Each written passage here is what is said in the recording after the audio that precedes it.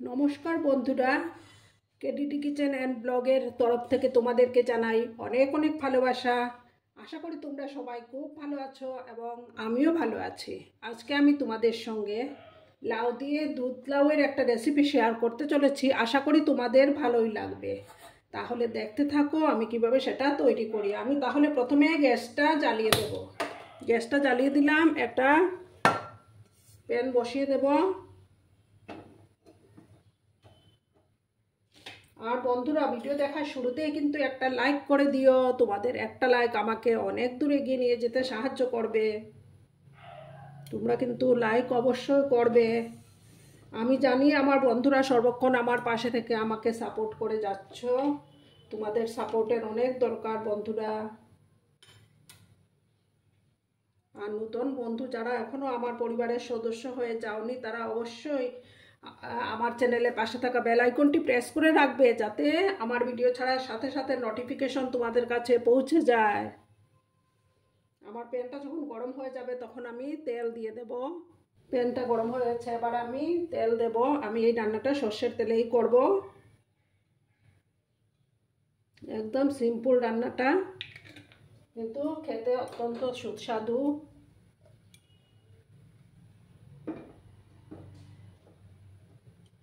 আমি দেখো এখানে বড়ি নিয়েছি, বড়ি দিয়ে সেটা রান্না করব, দুধ লাউ।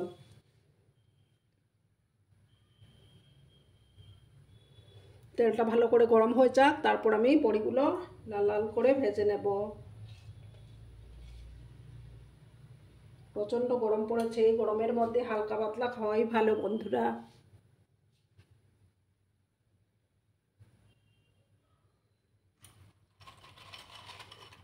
এবার আমি বড়িগুলো দিয়ে দিচ্ছি।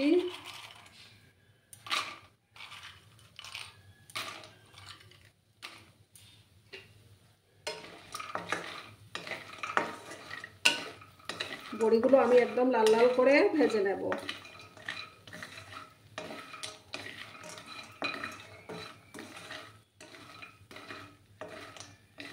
তাহলে লাল লাল করে ভাজলে পরে বড়িগুলো ভাঙবেও না, আর খেতেও টেস্ট লাগবে। একটু লাল লাল করে আমি বড়িগুলো ভেজে নেব। আমার বড়িগুলো ভাজা হয়ে গেছে, এবার আমি বড়িগুলো তুলে নিচ্ছি। লাল লাল করে ভেজে নিয়েছি, এবার তুলে নিলাম।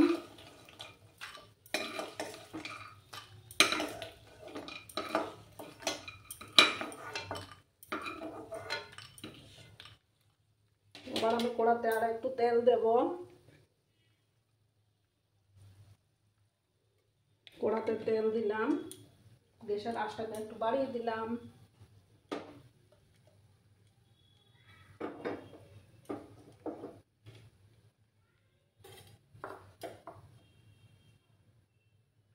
এবার আমি দেব দুটো শুকনো লঙ্কা দেব, দুটো তেজপাতা দিলাম।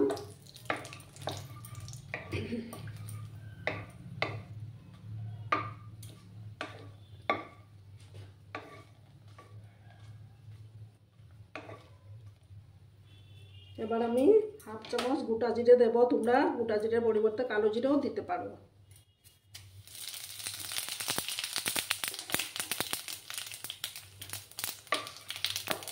দিয়ে ভালো করে ভাজবো, একটা সুন্দর গন্ধ না আসা অবধি ভেজে নেব।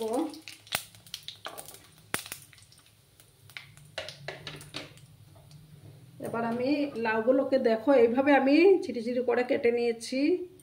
হাফ লাউ কেটেছি আমি। এবার লাউগুলো দিয়ে দেব।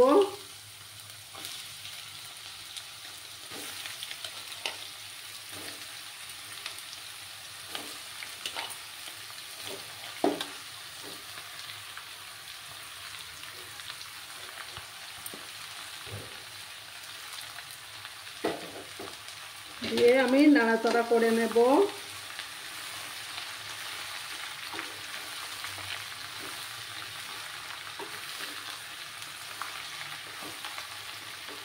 এই রান্নাতে আমি কিন্তু হলুদ ব্যবহার করব না।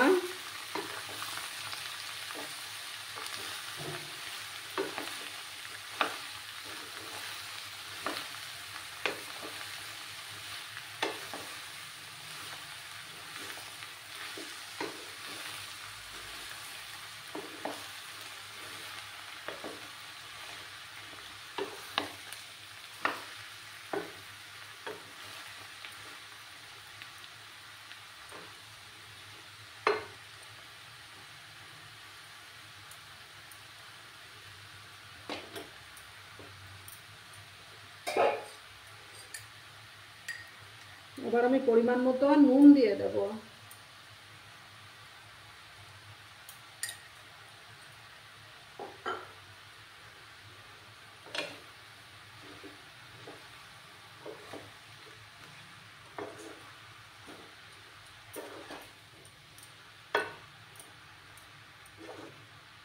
নুন দিয়ে আমি 5 মিনিটের জন্য এটাকে ঢাকা চাপা দিয়ে রাখবো।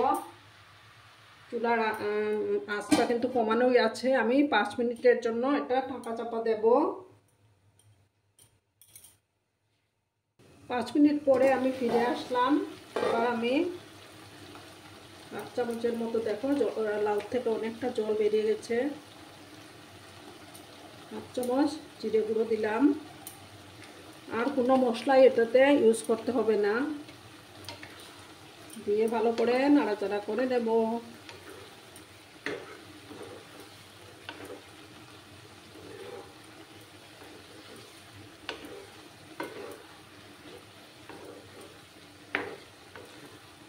লাউ থেকে এমনিতেই অনেক জল বেরোয়, এই লাউয়ের জলেই লাউ সেদ্ধ হয়ে যাবে।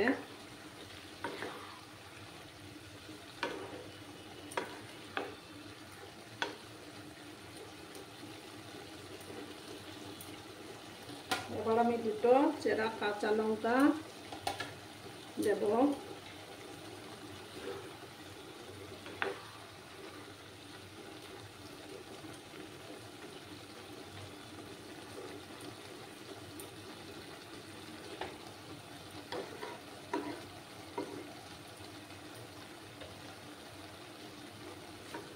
আর এটা রান্না করতে অনেকটা সময় কিন্তু লাগে না বন্ধুরা।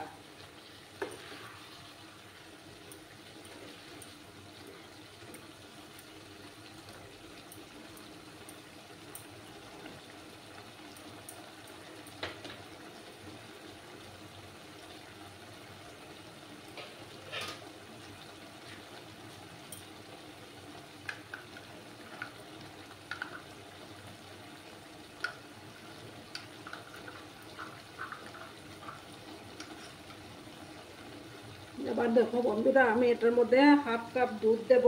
আর এই দুধের মধ্যে আমি 1 চামচ কর্নফ্লাওয়ার ইউজ করেছি। কর্নফ্লাওয়ার দিলে না মানে অনেক সময় দুধ ফেটে যায়, তো তাই দুধটা তখন ফাটবে না।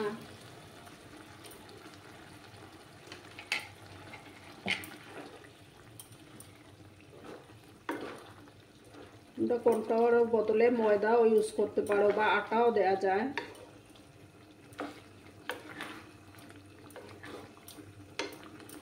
এবার আমি চিনি দেব। যেহেতু এটা নিরামিষ রান্না, তাই চিনি তো দিতেই হবে।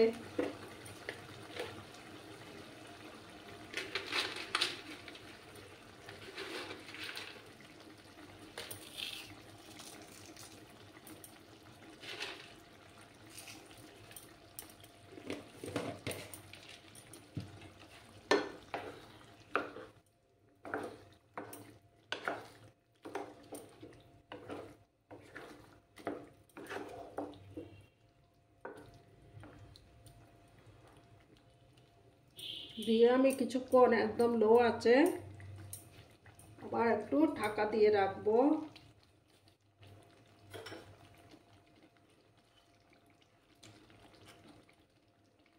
এবার আমি বড়িগুলো দিয়ে দিচ্ছি।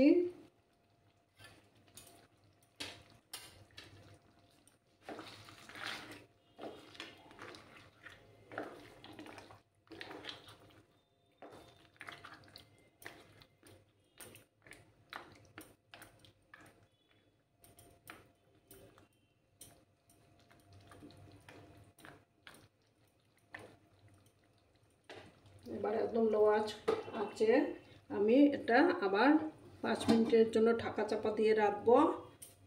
তারপর আমি আবার ফিরে আসছি। 5 মিনিট পরে আমি ফিরে আসলাম। দেখো বন্ধুরা, আমার দুধ লাউ প্রায় রেডি হয়ে গেছে। বড়িগুলো দেখো একদম আস্ত আস্ত আছে। এবার আমি 1 চামচ, যেহেতু নিরামিষ রান্না, একটু ঘি দেব। একটু ঘি ইউজ করলাম। খেতে তো হবে টেস্টি টেস্টি করে। সামনে পুজো আসছে, তোমরা সবাই খুব আনন্দ করো, সুস্থ থেকো, ভালো ভালো খাওয়া দাওয়া করো।